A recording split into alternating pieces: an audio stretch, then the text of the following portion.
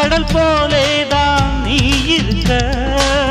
பாய் மரக்கலம் போலே நான் மிதக்க, ராத்திரி தூங்காமல் நான் தவிக்க,